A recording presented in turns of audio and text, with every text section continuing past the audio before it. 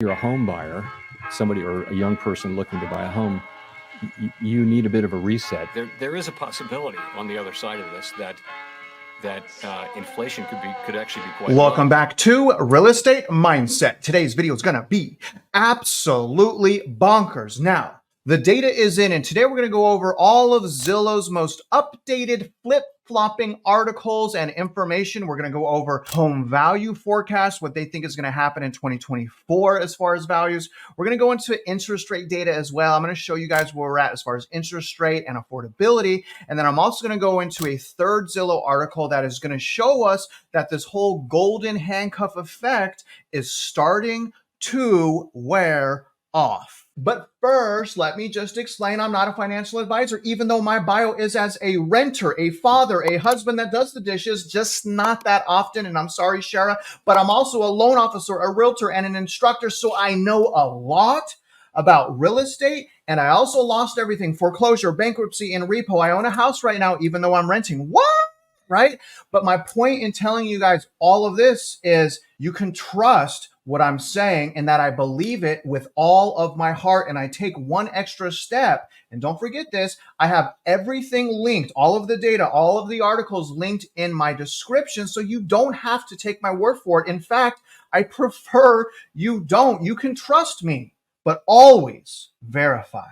All right, so the name of the first Zillow article is Zillow Home Value and Home Sales Forecast, December 2023. And like always, they have revised what they think. And when this comes out again this month, towards the end of the month, I can almost guarantee you they're going to revise it again downward. So you guys heard me. When this comes out later on this month, where their updated February stuff comes out later this month, I can almost guarantee you downward revision. Hold me accountable and find out what happens. And the reason I say that is because the entire market got the interest rate projections wrong. Now, regardless, we're going to go back into this article, and it's a very short article. Everyone knows Zillow. It's like some ungodly number of people. I think it's like 58% of people go to Zillow once a week. Most people are getting their data from Zillow. Remember how much money they lost at the end of 2021 as a result of their over-aggressive Zestimate? Do y'all remember that? And I can tell you guys, industry professionals do not like the Zestimate because it's often aggressive and often just mirrors what people list their property for on MLS. Nevertheless, Zillow's home value forecast for homes over the 2024 period was revised upward. What? Wow, this is the first time in I don't know how long that I can remember them revising their information and their projections upward, where the previous forecast called for home values to remain flat over the next 12 months. This edition predicts home values will rise a total year over year, and you'll see the projection here, and it's really crazy, will rise 3.7% over 2024 calendar year, a pace of appreciation closer to long-term norms. The revision was driven by external factors such as declining mortgage rates, which has actually just reversed. And that's why I think they're going to change this towards the end of the year, and an improved inflation outlook from the Federal Reserve and other updates pertaining to our outlook. Now, real quick, let me take a break and show you guys where we're at with 30-year fix. This is Mortgage News Daily. Now, right now, you can see this giant spike upward. I mean, it was a beast of a spike. We're sitting at an average interest rate of 7.04%. But I also want to point out where we started last year was about 6.39%. So we're close to 70 basis points higher than we were this time last year. So excuse me for being so frustrated at all of these bullish narratives. It just drives me crazy. It's over optimistic. It's foolish. No one is talking about the yield curve inversions, PE ratio, and payment to income ratio, and the massive equity buildup, and the fact that wages did not keep up with inflation, and the fact that all areas of consumer delinquency is skyrocketing except for conventional mortgages. None of that is in here. Rates are way higher right now than they were last year. So why would things improve? That's my question for you, Zillow. Why would things improve if demand is lower, things are more unaffordable, and the sentiment of consumers is starting to change? Anyways, this last little section here, in December, the average U.S. fixed rate mortgage dropped 63 basis points to a monthly average of 6.8%. So it went down to 6.8% and they were celebrating. Okay. The Federal Reserve's FOMC meeting did not lower the federal funds rate in December. It signaled that it expects to lower it by 75 basis points in 2024, news that helped prompt the downward shift in rates. So again, understand this. The Federal Reserve has not even decreased or increased the federal funds rate, and yet mortgage rates, residential mortgage rates, are jumping all over the place. And the reason that is because remember, residential mortgage rates do not track, although it is manipulated by the federal funds rate. If you want to know what's going on with the mortgage rates, you got to watch the 10-year treasuries. That thing has been so volatile, it's actually quite mind-blowing. But that's the reason why the Fed's not doing anything to rates, and yet mortgage rates are all over the place right now. Now, take a look at their home forecast. I find this very, very interesting because what they're saying is that home values, even though they have been declining, we see this also in Case-Shiller, they're saying that home values for the first couple months of 2024 are going to go up, which is surprising to me because normally that's when that seasonality hits and values go down. So they're saying that the market's so hot, it's going to break seasonality and home values are going to go up. But then they shift that. This doesn't make sense. And basically when spring home buying season starts, which normally values go up, they're saying that values are going to go down. And then when fall and winter hit, which again, normally is when values go down, they're saying values are going to go up. So they're basically forecasting at the exact opposite of seasonality. And they're saying a reason for the growth essentially is because of low interest rates. But the thing is rates actually went up and not down, and they're going contrary to seasonality. I mean, comment below. Do you think this is one of the reasons why they lost so much money, hundreds of millions of dollars in 2021? Do you think it's because of their accurate guesstimating, or do you think it's because of their inaccurate guesstimating? Let me know what you think. Comment below. Now, to add a little bit of insult to the injury, here's the second of the 3 Zillow articles we're going to review. Mortgage rates fell amid Fed decision as employment costs ease. But we just got a job report that said they added, and this wasn't accurate, but they said they added 355,000 jobs. And interest rates has shot up. But let's read this, and then I'm going to show you guys what the market thinks is going to happen next with interest rate cuts. We'll access CME Fed Watch, but first, let's see what Zillow is saying to people. Mortgage rates eased this week for the first time in 2024. It's just the beginning of 2024, but okay. As new employment cost data suggest a continued loosening of the labor market and more disinflation in the near term, although that just changed. Although the Federal Open Market Committee, FOMC, opted to hold the line again, the incoming economic data suggests more disinflation is on the way and rate cuts could be appropriate in the coming year, although Jerome Powell just went on 60 Minutes and said he is being very careful because if he lowers rates, inflation is going to come back.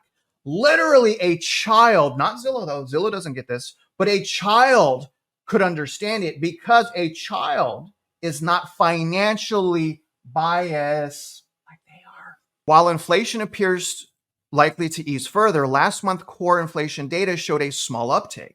And economic activity is still expanding at a solid pace. Inflation, hello. The Fed will likely maintain the current interest rate target range until the fog clears and inflation stabilizes at or below the 2% inflation target. Now, according to Zillow, what does that mean for rents? The employment cost index, the Fed's preferred measure of the change in labor cost, slowed to its lowest level in more than 2 years. Slowing compensation growth will likely result in a further cooling in rents, which will make up nearly half of core inflation. Recognizing this likely slowdown in the months ahead, the FOMC removed language in its statement that it is willing to raise its target for the federal funds rate. So what this means is this means great news. And I've been saying this not just because of the employment cost index, but because of the overwhelming amount of inventory that's being built right now for apartments. Rent is going down. Okay. It's going to take time because it never goes down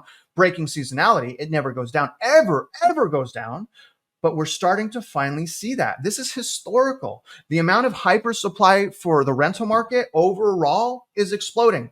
Obviously, there's some metro areas that are still very tight. Annual rent growth measured by Zillow's Observed Rent Index has cooled to just 3.3% as of December, down from 16.2% in February. There lies the problem, 16.2% from February 2021 to 2022, but yet wages went down, not up, which is why this is not like the 70s and 80s, because wage growth matched inflation, basically matched inflation.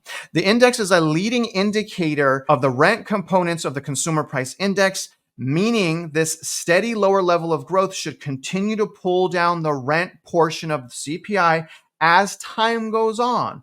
Rent typically grew about 5% annually before the pandemic. Now, to them, what it means for mortgage rates and the for sale market, so long as core inflation and economic activity continue to moderate, mortgage rates aren't expected to rise further. And shortly after this article, they shot up. They jumped up like crazy. If layoffs remain low and mortgage rates ease, housing market activity should rebound modestly this spring, even though they project prices to go down. So that doesn't make sense, meaning more listings coming on the market and more sales. And to put this in perspective, you guys, sales right now, when we ended 2023, are the worst they've been since the 1990s. It's worse right now than the GFC. It's worse right now than the GFC, and mortgage applications are also down to the 1990s. We are down 22% this year on mortgage purchase applications. There's an absolute bloodbath in real estate right now. We're not even talking about the lawsuits with NAR, Keller Williams, RE/MAX, these big broker shops, because they themselves are also, in my opinion, they're going to go under either in 2024 or in 2025 because they do not have the money to continue to fight these lawsuits. Now let's go to the CME Fed Watch tool to see what the market is anticipating happens with rates next. Now, the next interest rate meeting for the Federal Reserve is in March. March 20th. And you guys can see here, first of all, CME Fed Watch never gets this right. They basically said there's no chance of rates not being cut in March. And now this is completely flipped on its head. And they're saying only a 21% likelihood of a rate cut in March. But I'm going to tell you guys right now, Jerome Powell said basically in so many words, no rate cut in March, first rate cut maybe in May. Let's look at what they think is going to happen in May. Okay, so, I mean, this has just changed. This is really, really good news, you guys. So they're saying basically in May that there is a 65% chance of a rate cut. This is great because this is showing a 35% likelihood that they remain elevated. And I've been telling you guys for the last year, we need interest rates to maintain this level of elevation into the spring home buying season. So preferably we make it till June, but I'll settle for May. I've been telling you guys that for the last year and a half. So far this is looking really good, because if we don't have that run up in demand again this spring, naturally the prices should start going down once again. But let's go into June. Now, when we look at June, it's a completely different story. So in June, and again, in a perfect scenario, what I'm saying is we make it to June, but according to the market, we only have a 3% chance of no rate cuts. So they're basically saying 96% likelihood that rates will be cut in June. So basically the market thinks it's either going to happen in May, but definitely by June. Now, when we go to July, July is basically saying there is almost zero likelihood that we have interest rates elevated. But I'm going to tell you guys, in July, interest rates will absolutely be elevated if there's no unemployment and economic hardship. They're not just going to cut interest rates significantly if there's nothing happening in the economy. If we just remain flat and sideways and like cooled off the way we've been for the last maybe 10 months, then they're not going to cut rates. They're only going to cut rates significantly if they need to stimulate the economy. A lot of people are saying, Travis, no, you're wrong. They're going to cut rates when they've hit their 2% inflation goal. But let me ask you something. Why? In strong economies, we can handle, they're not even high rates, but I'll say high rates. They're actually just 5%. That's not even high. Good economies can handle high rates. It's bad, weak economies like we have right now that need low interest rates to stimulate it. Think about what I'm saying, you guys. The market has got this so wrong for so long, but you don't have to. Now, last Zillow article we're going to reference has to do with the golden handcuff effect. So some more good news coming to 2024. The gap in selling intentions between those with rates above and below 5% shrank at the end of 2023. So a few quotes here. The plans to sell gap between above 5% mortgage rate holding homeowners has shrunk.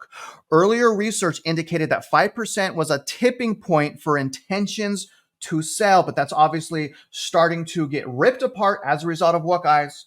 What is this as a result of unaffordability, quantitative tightening, high interest rates, less available money, more expensive just to live, right?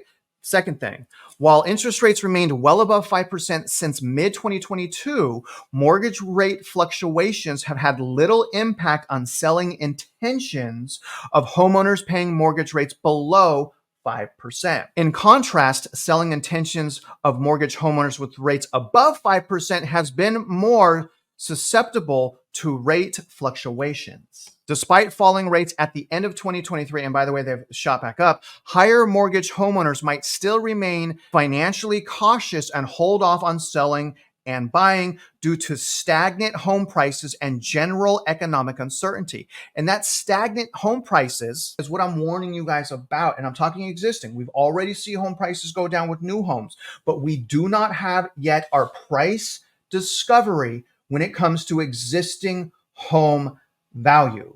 Once we have a bit more inventory and kind of break the golden handcuff effect and things get more unaffordable, we will start heading back to price discovery.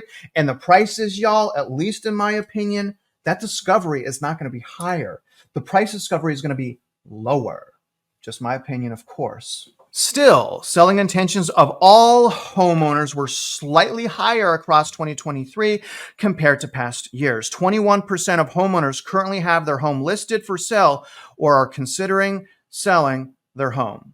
So 21% of homeowners are considering selling their house or it's already listed. So how many million is that, y'all? So say we have 81 million homes that are owner occupied, not owned by investors. 21% of that is 16 million. According to how I'm reading this, 16 million people plan on selling their home in the next 3 years. Imagine the catastrophe that would happen if we had 16 million additional people put their home up for sale in the next 3 years. It would absolutely cause prices to skyrocket downward, or rather plummet, because remember the laws of supply and demand that we heard from the bulls for the last 2 years.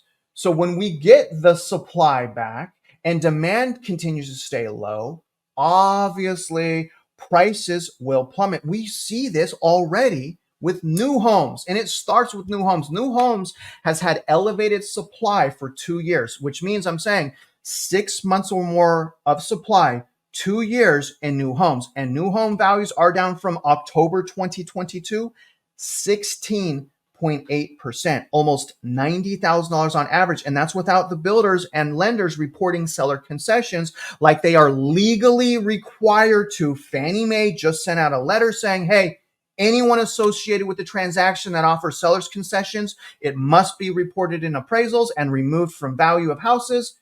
And they haven't done that. Millions and millions of appraisals. Real quick, let's take a look at this chart. This is a share of mortgage homeowners who plan to sell their home in the next 3 years. Okay, so this is mortgage homeowners. And basically what this saying is the lock-in effect is almost no longer relevant. So when we say that this spring season, we may see substantial price decline, the reason we say that a lot of times is because we expect people to start flooding back into the market to sell their houses. And you can see if we go back to June, just the middle of the year, let's just go back to the middle of 2023, June. Look at the gap, 38% to 21%. That was a massive gap of 17%. And that has shrunk drastically, y'all, to a 1% variance, which means is people will sell. And it also means these people refinanced into a higher rate. They traded in their 3% for a 7% just to get $100,000 out. Talk about trapping yourself into a higher mortgage payment. And not only that, you guys can see how the fact that recent homeowners, they don't have those low locked-in rates. Since September roughly of 2022, rates have been 5% or higher. So again, what is that, about 8 million transactions? So about 8 million people don't have golden handcuffs. About 8 million people have handcuffs. They are handcuffed to their house with an inability to sell because they're upside down, and they also have a high interest rate. Look at this, guys. And actually, towards the end of 2023, rates were above 7%.